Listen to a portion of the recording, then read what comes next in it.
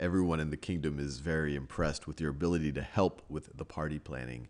Everyone except for this gentleman right over here. This is Arbegla, and he is the king's top advisor and also chief party planner. And he seems somewhat threatened by your ability to solve these otherwise unsolvable problems, or at least from his point of view, because he keeps over-ordering or under-ordering things like cupcakes.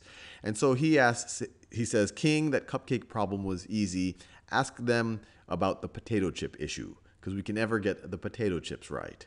And so the king says, Arbegla, that's a good idea. We need to get the potato chips right. So he comes to you and says, how do we figure out on average how many potato chips we need to order? And to do that, we have to figure out how much on average does each man eat and how much each woman eats. And you say, well, what about the children? And you say, well, in our kingdom, the king says, in our kingdom, we forbid potato chips for children. And you say, oh, well, that's all and good. Well, tell me what happened at the previous parties. And so the king says, you might remember at the last party, in fact, the last two parties, we had 500 adults. At the last party, 200 of them were men, 200 men, and 300 of them were women. 300 were women. And in total, they ate 1,200 bags of potato chips. 1,200 bags of potato chips. And you say, what about the party before that? And he says, that one we had a bigger skew towards women. We only had 100 men, 100 men. And we had 400 women, 400 women. And that time, we actually had fewer bags consumed, 1,100 bags of potato chips. So you say, okay, King and Arbegla, this seems like a fairly straightforward thing. Let me define some variables to represent our unknowns. So you go ahead and you say, well, let's let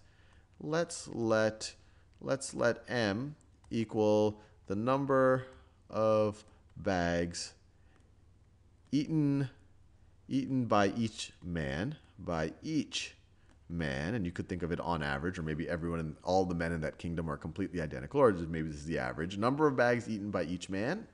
And let's let W equal the number of bags eaten by each woman.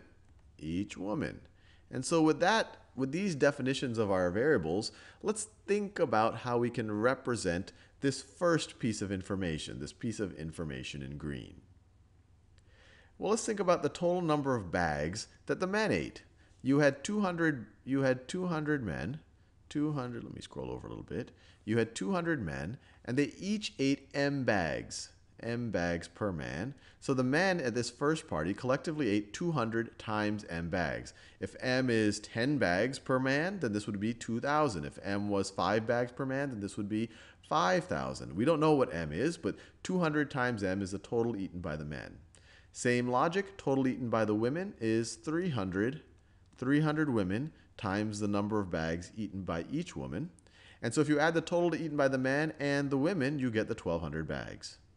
You get the 1,200 bags. So this is this information written algebraically given these variable definitions. Now let's do the same thing with the second party, the information that they gave us right over here. Let's think about how we can represent this algebraically. Well, similar logic. What was the total that the men ate at that party? It was 100 men times M bags per man. And we're assuming that M is the same across parties, that men on average always eat the same number of bags. And how many did the women eat at that second party? Well, you had 400 women, and on average they ate W bags per woman. So this is how 400 times W is the total number that the women ate. You add those two together, you have the total number that all the adults ate. So this is going to be 1,100 bags. So it looks pretty similar now. You have a system of two equations with two unknowns, and so you try your best to solve it. But when you solve it, you see something interesting. Last time it was very convenient. You had I think it was a 500 here for 500 adults, and you had another 500, and so it seemed like it was pretty easy to cancel out one of the variables. Here it seems a little bit more difficult. What's multiplying by the m's, it's different here. The coefficient on the w is different over here. But you say, well, maybe I can change one of these equations so it makes it a little bit easier to cancel out with the other equation.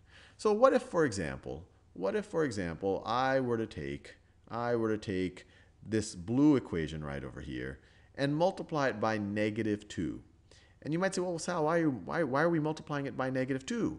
Well, if we were to multiply it by -2, this 100m would become a -200m. And if it was a -200m, then that would cancel out with a positive 200m when we add the two. So let's see what happens. So let's just multiply. Let's multiply this blue equation by -2. We're going to multiply by -2. Let me scroll over to the left a little bit. So what happens? Remember, when we multiply an equation, we can't just do one term. We have to do, and we can't just do one side of the equation. We have to do the entire equation in order for the equality to hold true. So -2 times 100m is -200m. -2 times 400w, and there's a positive right over here, so it becomes -800w. And then -2, now we did the left-hand side, but we also have to do the right-hand side. -2 times 1100 is -2200. So just to be clear, this equation that I just wrote here essentially has the same information. We just manipulated. We just changed this equation, multiplied both sides by -2. But it's kind of the same constraint. But what makes this interesting is now we can rewrite this green equation. Let me do it over here. This first one, 200m plus 300w is equal to 1200. And the whole reason why I multiplied by -2 is so that if I were to add these two things, I might be able to get rid of that variable over there. And so let's do that. Let's add the left-hand sides and let's add the right-hand sides. And you could literally view it as we starting with this blue equation. We're adding this quantity, the left-hand side of the yellow equation to the left-hand side of the blue. And then 1200 is the exact same thing that we're adding to the right-hand side. We know that this is equal to this, so we can add this to the left-hand side and this to the right-hand side. So let's see what happens. So the good thing is, the whole reason why we multiplied it by -2 is so that these two characters cancel out. You add those two together, you just get 0m, or just 0. You have -800w plus 300w. Well, that's -500w. And then on the right-hand side, you have -2200 plus 1200. So that's -1000. And now this is pretty straightforward. One equation and one unknown, a fairly straightforward equation.